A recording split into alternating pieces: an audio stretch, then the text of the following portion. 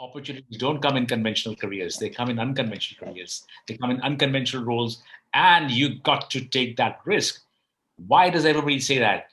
How many, you have millions of people in India. How many of them are successful? How many of them can set up their own companies and become successful?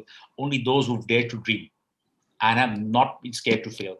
I was never scared of failing. That I think has held me in good stead. So, welcome to the first episode of What's Ahead. I am Sunidhi Suri, and today with me I have Mr. Raj Kapoor. He is the founder and CEO of India Blockchain Alliance and India STEM Alliance. He mentors 20 plus blockchain startups across the globe, and he is also an international keynote speaker. He is called as the grandfather of blockchain in India. Currently, he is developing curriculums for four universities, two in Australia, one in Canada, and one in Europe. I had the honor of meeting Mr. Raj Kapoor in an event conducted by my college. Thank you so much for being here with me today, sir. Oh, it's absolutely a pleasure. It was wonderful speaking at the college, and it's wonderful being with you now. Thank you so Thank much. you for having me. Yeah, Thank you. thank you. So, starting off with, would you like to tell a little bit about yourself and your early days and a little bit about the work that you do? All right. I'd be happy to say that. It was way, way, way before you were born. So I've been working now about 35, 37 years now. So it's a really long time. All right. Doesn't matter. We are all young and old. See, I actually cut my teeth in, and I loved my life first. I loved everything excepting studies. I hated studies. All right. I was one of probably the worst students in my class. All right. Always being sent out of class. I took up the passion of playing cricket. I used to play football, hockey, cricket, and I used to play very well. I used to play for my not only for my school, I used to play for my state. I started playing cricket because after hockey, after 70 minutes, you'll be back in class. In football, after 90 minutes, you'll be back in class. But cricket would go on the whole day. So I Right. chose that. That was my first brush with a sport, which was also became my passion. And I said, that's nice. I don't have to go back to school immediately. So I started playing, and I actually played well enough to be actually selected for Ranji Trophy. I played for Punjab Oh my in God, that is like so yeah in good. 70s. Yeah, yeah, that was my first brush with enjoyment. In 70s, in early 80s, I played for Punjab. You were not even born. I'm sure your parents are also younger than me. But anyways, that was I enjoyed that. Another team sport, so I became a team player. Actually, I learned my team spirit from there, and and the team was so good. I used to make half a dozen kids do all my homework. Hey, you do Hindi, you do geography, you do this, this, this. So everybody's writing was consistent all throughout because the same person was doing my homework all throughout the year. So that's called teamwork. So that was my start of it. But as we grew up, I became a little more serious about studies. And yes, when I finished actually, I never liked science and maths, frankly speaking. And then I came out and I did pretty well in my commerce. I was a commerce student. And after finishing that, I got an opportunity to work for the Taj Group as a management trainee. Mhm. I quit after 11 months because I actually got a great opportunity. While I was there, one particular gentleman, he loved me very much. He says, "You're a great guy." He used to have a lot of fun with me. I used to tell him all the nice, nice things, nice stories, everything. He sponsored my visa to the United States and he gave me a job there. And that was my first brush with the job. And it was at an IT company. I had no idea what a computer looked like. It is a software company. Okay. And I had no idea what is software or hardware or anything else for that matter. This was way back in the 80s, 85, 86, 84, 85, long back. But I realized I was very fascinated when I saw the first computer, the huge, big machines, 286 machine. Oh, wow, what is this? Like like a small baby elephant Right. now. I said, this is great. I mean, I like this. What is this? What does it do? Somebody taught me. And within a few months, Mhm. so really, I could actually program. I don't even have Wow. a technical background. I don't have a coding background. I learned programming. I learned how to assemble the computer. I could take it off and put it back in half 20 minutes, 30 minutes. And I started enjoying the programs. I started writing programs. And I was not even from a background where I hated science in my school anyway. So look at that. I mean, not that it is connected with science, but still, I was not a techie. I hated maths. I hated algebra. Why is A plus B? What is this square? Why do you do it? Why do you do this? Leave him alone. Type. Anyways, that's how I started. And I worked for several years there, came back to India because I had a call. I said India is my calling anyways. Whatever I had learned in technology out there, I said, let me try and do that here. And then I started my journey in technology here. But I'm more important than technology. I make people understand how you actually, use this technology, how you can implement something, not just learn technology. I always tell my guys, hey guys, you should know how to ride your car. You don't have to fix it all the time. You can get a mechanic for it all anytime. So that's why you can get the right technical people for doing your technical stuff, as long as you know the conceptual stuff. So that's how my journey started. Started in 82, 84, still continues. Still That's continues. And actually I'm quite interesting because a lot of people they get into tech and then they find their way into non-tech. For you, hmm, it's a very opposite and an interesting journey because you find your way from non-tech to right. tech. Yes. Yeah. I still hate science and maths.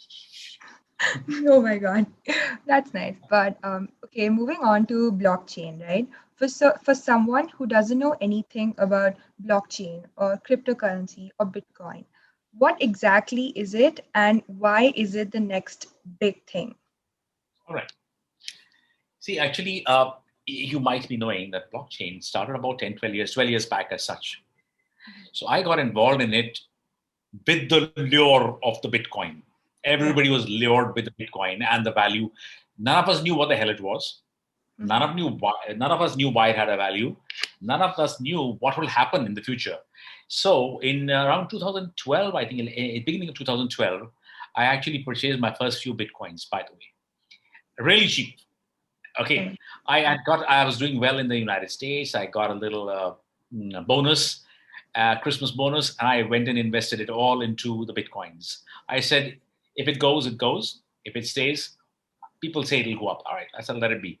I Mhm. parked about two and a half, $3,000 around that time in Bitcoin. People call me crazy, mad, whatever. So then I said, why? Then I tried to figure out, why is this technology so popular? I mean, what's in this technology that makes it get some value? I started understanding and studying the technology. And that technology, as we all know, is blockchain. So, Right. as I always tell my friends, I said, listen, guys, I went in for the speculation, but I stayed back for the revolution. Speculation was That's crypto, interesting. Yeah. and the revolution was blockchain. So I Right. stayed That's back for the revolution, and that revolution of blockchain is, this is what it is, guys. It's a very simple thing. Right now, you have a basket, that's your database, and you have all the eggs here. So all your eggs are in one basket. What mhm. can happen? Basket can fall. Right. Somebody can steal some eggs. Somebody can steal the whole damn basket. Somebody can misplace the basket. Many things can happen. Your data is as vulnerable as that, it's as unsafe as that. Everything is in one place. Our grandparents keep telling us, don't put all your eggs in one basket. And that's exactly what blockchain is. It actually decentralizes your data. So now your data, instead of being in one basket, is now, say, 12 pieces of data in 12 different baskets. Blockchain. It's gone out now. And it uses a second principle, which I call, we all children have played with jigsaw puzzles. And just like the blocks won't connect if the informations are not tallying, just like a jigsaw puzzle. It doesn't connect if the pieces are not right. And when it connects, it makes a beautiful picture. Till then, it's just pieces. The blocks are blocks, the same way. So basically, what blockchain does is makes your data, puts it into blocks, and keeps on building the chain. And that can be an accurate chain only if the previous block and the third block match. So everything has to match like a jigsaw puzzle. So it's basically one of the best ways of securing data. That's what it started off with. Now there are many, many more things built onto it. It's decentralized data, it's immutable, and that's what makes it really, really good with every sector. It's for everybody, techie, non-techie, it's there for you. Right. So in a way, it is a secure way of storing your data, basically. Yeah, one of the things is secured. Now it has developed into making decentralized applications, also known as dApps. It is also, you use smart contracts, self-executing contracts, or built on the blockchain because it works on a consensus mechanism. Right. all work towards it. If everybody agrees, works. That's how it is. There's a lot of development. In a nutshell, it secures data. You can sleep well. Your data in your bank is not safe right now. It's being hacked. So, when it comes to blockchain, where do you think India stands right now? And where do you think it would be, let's say, in the next 20 years? Yeah. I'll tell you where India stands right now. Let's take it in two parts. India looks at crypto and blockchain together sometimes, which is not true. It's talking about banning crypto. Yeah, you can ban it. It doesn't make a difference. It's just what crypto is a great use case of blockchain. It's like a vehicle on the highway. But let's talk about blockchain. Let's not talk crypto. Blockchain, I don't know whether you're aware, Sonidhi, there are about 80 to 90 projects the government of India is implementing on blockchain. Most of them in land registry, putting supply chains, e-governance, land records, titles, all lot of them. If you have, in Jan 2020, the Niti Aayog came out with with a blockchain strategy, first part of a two-set document, but only the first part has come out, advising the government on what needs to be done in the blockchain and why blockchain. So that's a great document. It came out on Jan 2020. But even better was a document which came out by the Ministry of Electronics and IT, MIT, in Jan 2021. That's the roadmap. That's the blockchain roadmap for India. It's a blockchain strategy going forward. That also just emphasized the fact that blockchain is really important for a nation. Blockchain is not just an information technology, it's an institutional technology. Right. It's an institution. It has the power to shape the future. It has the power to shape minds, lives, and it's a socio-economic impact comes from there. That's why it's called an institutional technology. And the government of India does recognize that, whether reluctantly or otherwise, they do realize that we got to be on the blockchain. Why? Because the world is moving on blockchain. So you have to be in sync with the world. You cannot be Yeah. seen as a third world country where everybody else is on the blockchain and we are not. And the same way I say crypto also won't be banned because of the same reasons. We cannot be seen as a developing country with tech savvy and still rejecting crypto.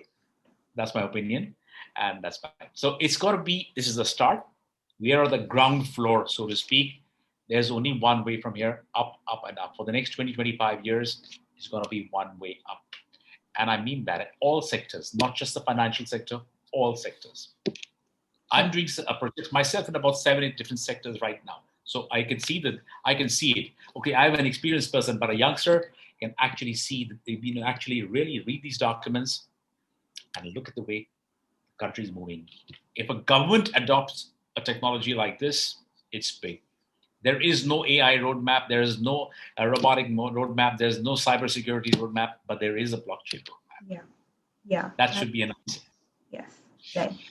So another question that I have for you is that why did you start India Blockchain Alliance and India STEM Alliance?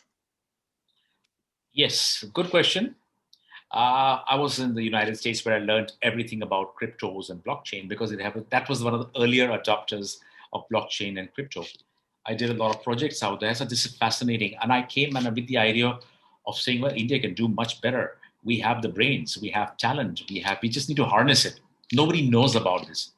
So Right. when I came, I started talking to people, and people said, blockchain. So you're doing Bitcoin. That's the first question they asked me. I said, no, I'm talking about blockchain. Yeah. So where should I invest in Bitcoin?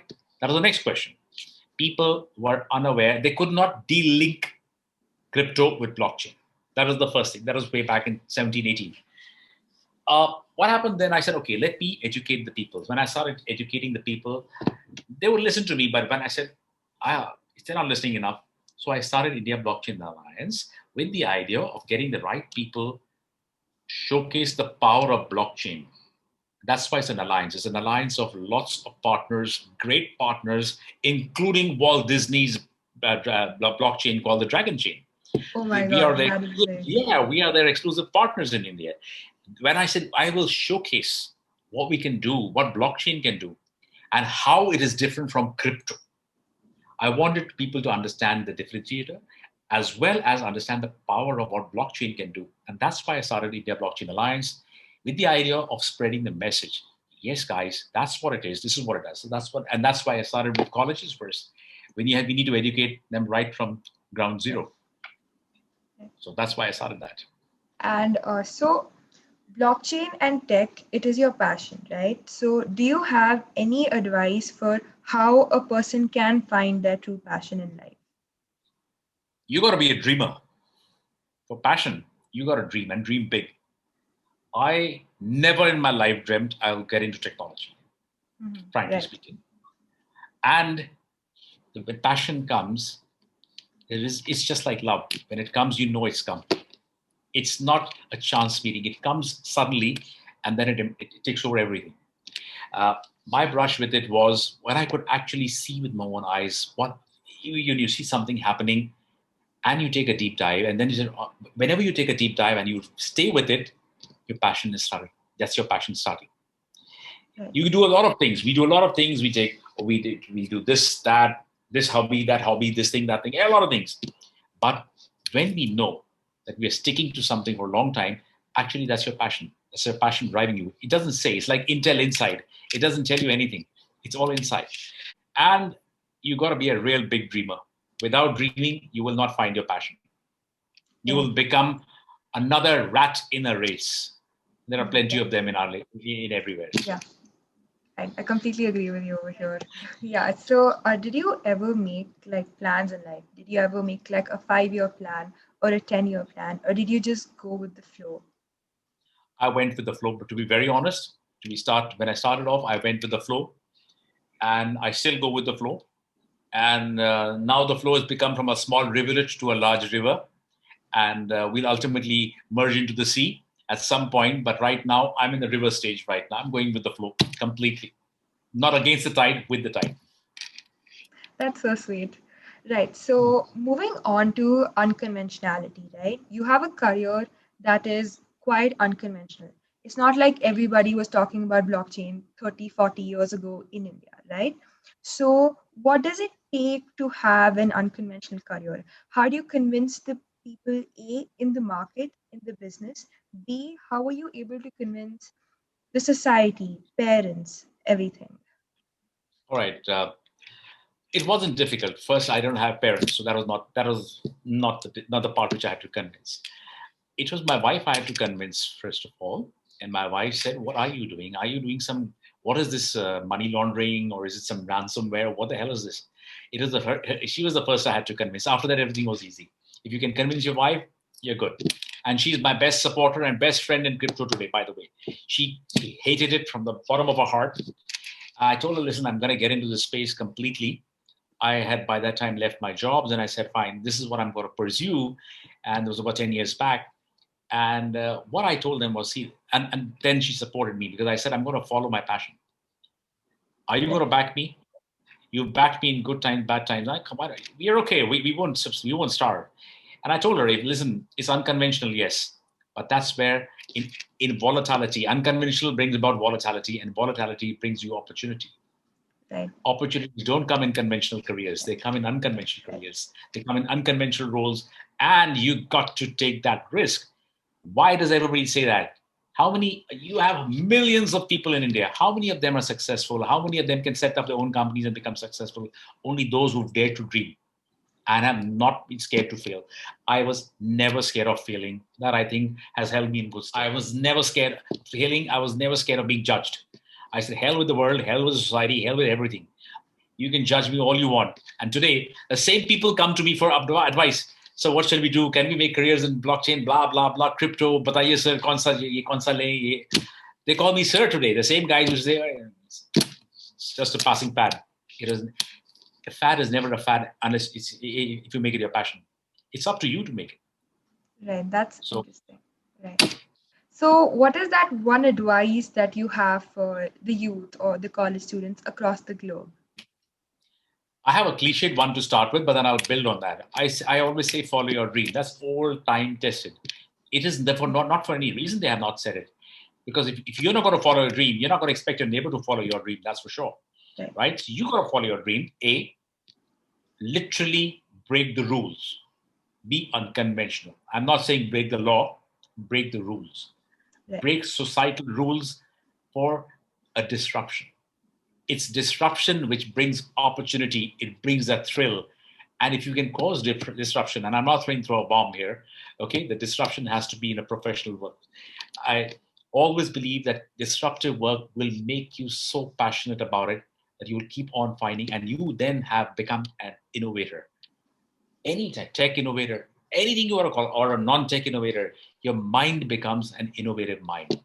And then, literally, the second cliche, the sky is the limit. Right. So that's what you should do. Just break the rules. Don't be shackled. You've done something. You want to make a podcast. 10, Yes. 20 years back, podcast, wasting time. All right? Right. Right. Nobody will say that. Things are Right. changing. You are the change. And if you want some change, you be the change. Right. And what do you think are the skills that college students should learn these days?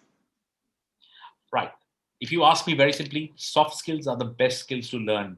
Everything else can be worked upon. You can always acquire hard skills, but soft skills, you can be an average student and yet be a very successful entrepreneur if your skills are good. If I can convince somebody to bet on me or fund me or whatever, I need not be a techie. I need to have these skills.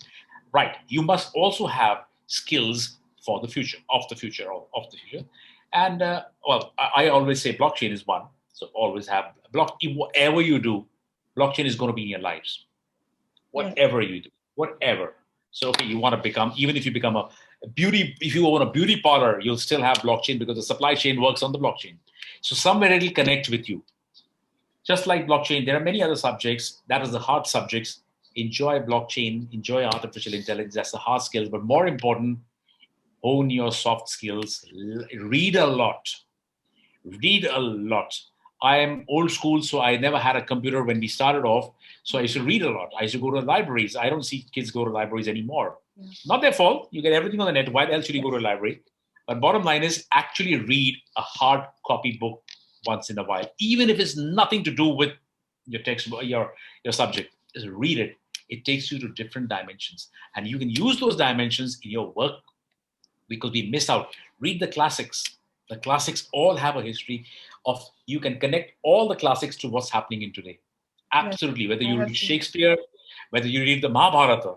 Mahabharata is one of the classic stories of strategy, Right. right? So we don't think of it that way, but it is. Even if you read Aesop's fables, they're connected with strategy. They're connected with a lot of things which happen today. So read a lot. It helps you find pathways which you can never imagine sometimes, because that's what they were. Writers were dreamers. They were authors. They could Yes. write. They could, you know, they were vicarious. But that's how you need to be. Dream big. Yeah, that's actually quite an interesting point. Reading, definitely, it is a habit that everybody should develop. And I think Yes. it's a very important skill to have in one's life. So, moving on to the last segment of our show today, it is the rapid fire rounds. So, let's jump right into it. The first question: three words that you use to describe yourself. Unconventional, uncluttered, and unforgiving. Right, that's interesting. Uncluttered. Unforgiving to myself, not to others, to Okay, myself. yeah. Second question: what is your hobby? What do you like to do in your free time? Reading, reading, and reading. That's my favorite. And that's why I propagated reading for everybody Yes. as well. Yeah. Okay. I've seen the benefits. Right. So the third question: where do you see yourself in 1 year of time? Hawaii, sitting with my wife, enjoying a beautiful retired life, possibly, and sitting down in Hawaii and giving advice to everybody. Whoever wants advice, take it from me in Hawaii or Goa. If there's a ban on travel, Goa is fine, good enough. So I see myself there. More important, I see myself as a very happily retired man. I see Right. that. So the last question: one person you would love to have a dinner table conversation with, dead or alive, anybody. Nelson Mandela. Nelson Mandela. I always loved his wisdom. I follow a lot of his work, and if I was to give another choice of another person, it would be Swami Vivekananda, another Mhm. great visionary who saw a vision. If you read that, sometimes just read a simple one. Don't read the complicated stuff. You'll find a lot of real world wisdom right now. Yeah. And I'll add one more little thing for you. You had called me grandfather of blockchain. Do you know something? 3 days back, I got another title. I put some posting on LinkedIn. We had done some great work, some good work, not great work, whatever, good work. And one of the comments was, Raj, you are the godfather of blockchain, he put. He was an American. So he's rechristened me now as the godfather of blockchain. So I was looking for my guns here and there and said I couldn't find any. I said, all right, I'll still wield my pen. That's my gun. So Yeah. that's me. That's quite interesting. Yeah. Yeah. Thank you so much for being here today. It was such a pleasure talking to you. I loved the entire Okay. conversation.